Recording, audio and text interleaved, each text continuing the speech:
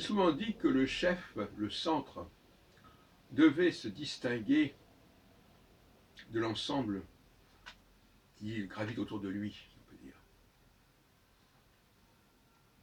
Autrement dit, quand vous avez un ensemble, il vous faut repérer le facteur différent, qui n'a pas les mêmes caractéristiques que le reste. Dans le cas de l'astrologie, quand vous observez un thème astral, quel est l'élément différent?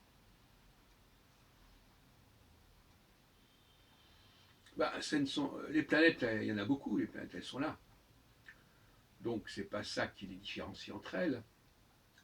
Mais il y a un élément, un facteur qui n'est pas planétaire et qui est ce qu'on appelle l'ascendant, le degré ascendant. Quand les gens disent, par exemple, qu'ils sont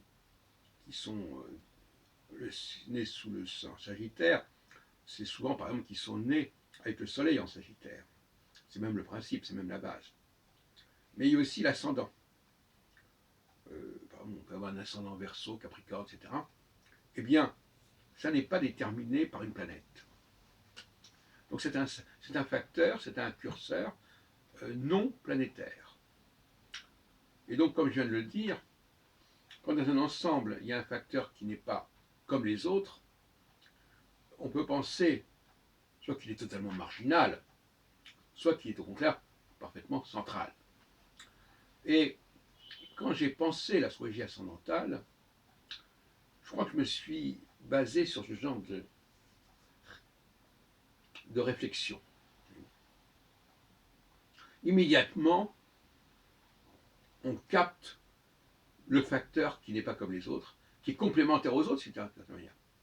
Et comme j'ai dit dans une autre vidéo, ce facteur est central. L'ascendant est central, et les planètes, en quelque sorte, tournent autour de ce centre. Je ne parle pas des planètes du thème natal, je parle des planètes qui circulent dans le ciel et qui, de temps à autre, vont aspecter l'ascendant de naissance. Parce que l'ascendant est non seulement différent des planètes, mais il est fixe en plus. Il ne bouge pas, alors que les planètes, elles vont constamment bouger et elles vont transiter, comme on dit, l'ascendant, notamment. Et de manière générale, les maisons sont un élément fixe, et bien un élément mobile. C'est pour cela que l'idée de faire bouger les pointes de maison me paraît inacceptable. Parce que justement, les maisons ne sont pas censées bouger. Donc toute la théorie des directions primaires et autres est problématique à partir du moment où l'on touche aux pointes des maisons. Bon, je ne rentrerai pas dans le détail, ça ne m'intéresse pas plus que ça. Mais ce que je veux dire, c'est que je sais par exemple qu'il y a des personnes qui font avancer l'ascendant, progresser l'ascendant. Bon, tout ça me paraît assez inacceptable. Voilà, donc je voulais vous expliquer que